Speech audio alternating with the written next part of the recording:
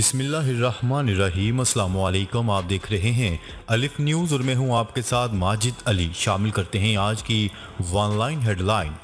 ہمارے وجود کو خطرہ ہوا تو جوہری ہتھیار استعمال کریں گے، روس نے خبردار کر دیا۔ کریملن کے ترجمان دمتری پیسکوف کا کہنا ہے کہ روس اس وقت تک جوہری ہتھیار استعمال نہیں کرے گا جب تک اس کے وجود کو خطرہ نہ ہو۔ وجود کو خطرہ ہوا تو جوہری ہتھیار استعمال کیے جائیں گے۔ انہوں نے کہا ہے کہ یوکرین میں آپریشن پلان کے مطابق جاری ہے، کسی کو یقین نہیں تھا کہ یہ 2 دن بھی چلے گا۔ وزیر خارجہ شاہ محمود قریشی نے چیلنجز سے نپٹنے کے لیے مسلم امہ میں اتحاد کی ضرورت پر زور دیتے ہوئے امید ظاہر کی ہے کہ OIC کانفرنس امہ کو درپیش چیلنجز سے نپٹنے میں معاون مددگار ثابت ہوگی۔ نیوز رپورٹ کے مطابق انہوں نے یہ بات کشمیر پر OIC رابطہ گروپ اجلاس سے خطاب کرتے ہوئے کہی۔ وزیر خارجہ شاہ محمود قریشی کا کہنا تھا کہ بھارت نے مقبوضہ کشمیر کو دنیا کی سب سے بڑی جیل بنا دیا ہے۔ مقبوضہ کشمیر میں بھارتی مظالم کا سلسلہ جاری ہے۔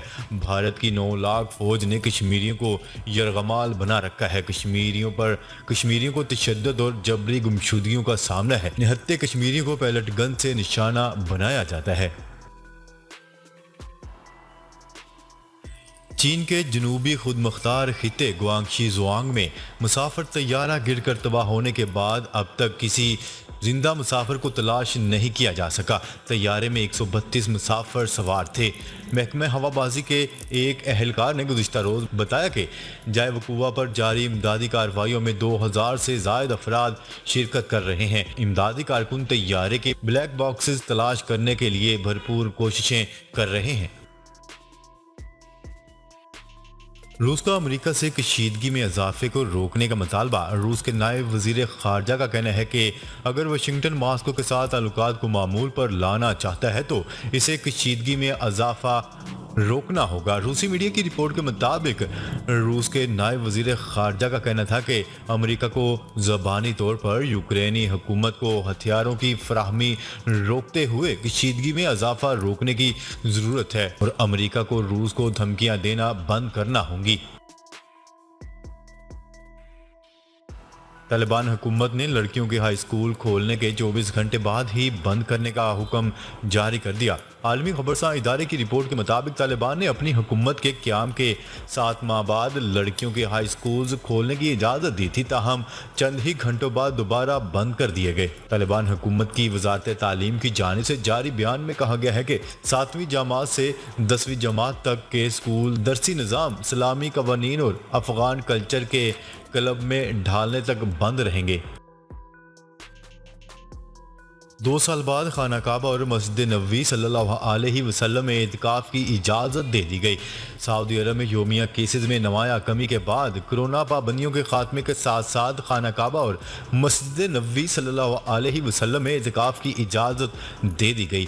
عالمی وبا کرونا کے آنے کے 2 سال بعد خانہ کعبہ اور مسجد نبوی صلی اللہ علیہ وسلم میں اعتکاف کی اجازت دے دی گئی ہے۔ سعودی میڈیا کی رپورٹ کے مطابق رواں برس ماہ رمضان کی مبارک سعادتوں کو عبادت اور اذکار سے سجانے کے لیے سعودی عرب میں مقدس مقامات کی خدمات پر مامور کمیٹی نے اہم فیصلے کیے ہیں۔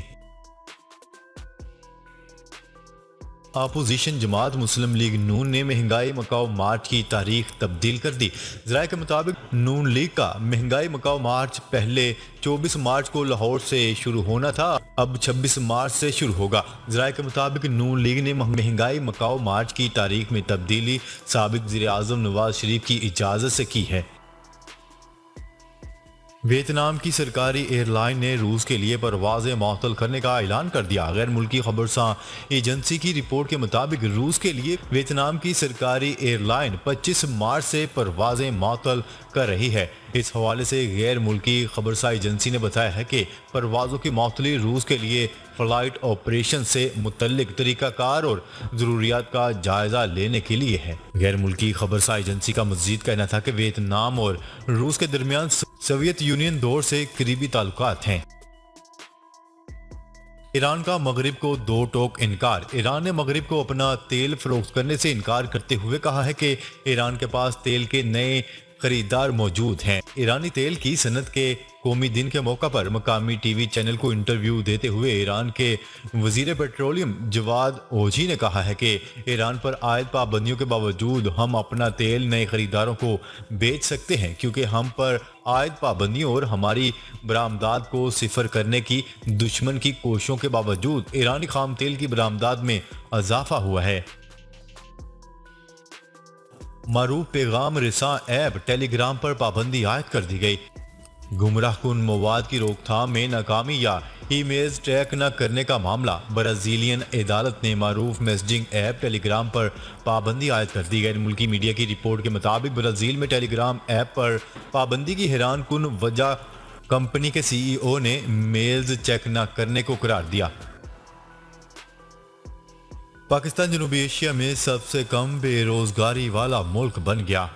پاکستان جنوبی ایشیا میں سب سے کم بے روزگاری والا ملک بن گیا۔ خطے میں بے روزگاری کی شرح سب سے زیادہ بھارت میں پائی گئی۔ تفصیلات کے مطابق پاکستان نے کم بے روزگاری کی شرح میں دیگر جنوبی ایشیائی ممالک کو پیچھے چھوڑ دیا۔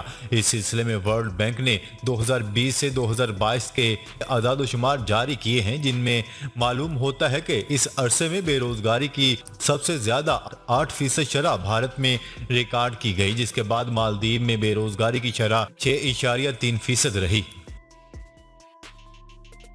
شاہ محمود قریشی کی فلسطینی وزیر خارجہ سے اہم ملاقات، دو طرفہ تعلقات، فلسطین کی صورتحال اور باہمی دلچسپی کے علاقائی و عالمی امور پر تبادلہ خیال۔ دونوں وزراء خارجہ کا پاکستان اور فلسطین کے درمیان سیاسی، اقتصادی و پارلیمانی روابط کے فروغ کے لیے مشترکہ کاوشیں بروئے کار لانے پر اتفاق۔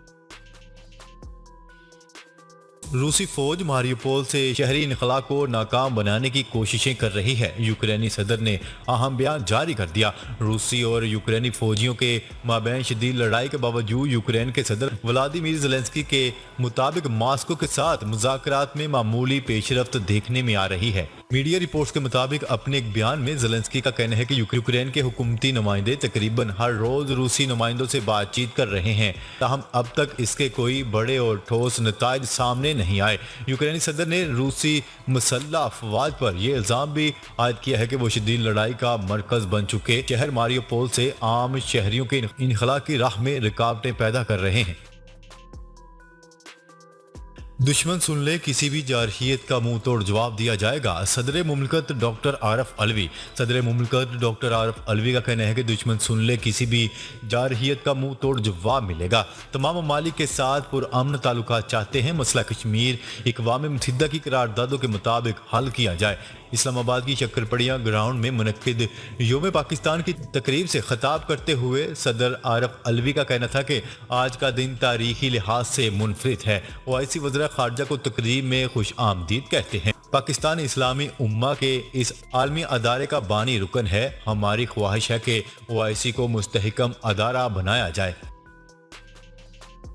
یورپی یونین کا اپنی دفاعی صلاحیت بڑھانے کا فیصلہ، یورپ میں جنگ لوٹ آئی ہے، ایسے میں یورپی یونین نے اپنا فوکس دفاع پر مرکوز کر دیا ہے۔ جمعرات کو یورپی یونین کے رکن ملکوں کی سمٹ میں یورپی دفاعی حکمت عملی کا منصوبہ پیش کیا جائے گا۔ یہ پہلا موقع ہے کہ یورپی یونین کے 27 رکن ریاستوں نے سیکیورٹی مفادات پر توجہ مرکوز کرتے ہوئے اہم نکات مرتب کیے ہیں۔ ان نکات کی روشنی میں ایسا پلان تیار کیا جائے گا کہ اگلے 3 برسوں میں یورپی دفاع کو مزید توانا کیا جائے اور دفاعی صلاحیتوں کو آزادانہ طور پر بغیر کسی ملک پر انحصار کیے مضبوط بنایا جائے۔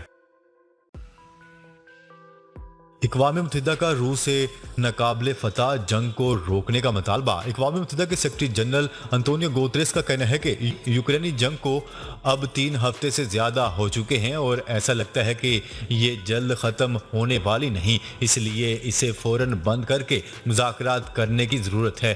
یوکرین پر روسی حملے کو اب تقریباً 1 ماہ ہونے کو ہے اور جنگ کے خاتمے کے ابھی کوئی اثرات نہیں ہے۔ ادھر کرملن کے ترجمان دمتری پیسکوف کا کہنا ہے کہ یوکرین کے خلاف آپریشن منصوبہ بندی کے مطابق جاری ہے اور یہ پہلے ہی سے اندازہ تھا کہ یہ اتنا مختصر نہیں ہوگا۔ ناظرین، اب تک کے لیے اتنا ہی۔ مزید خبریں لے کر بہت جلد آپ کی خدمت میں حاضر ہوں گے، تب تک کے لیے اپنا خیال رکھیے گا۔ اللہ نگہبان۔